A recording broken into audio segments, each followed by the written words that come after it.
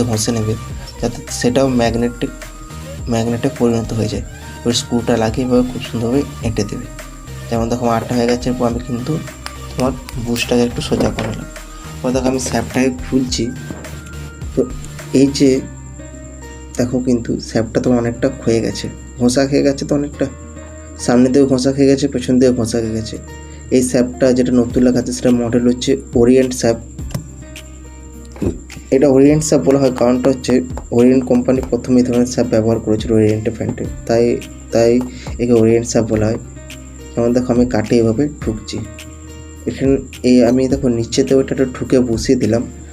তো তোমরাও এভাবে নিচেতে ঠুকে ঠুকে বসাবে। এরপর দেখো আমি ওয়াশারগুলো সব লাগিয়ে দিচ্ছি।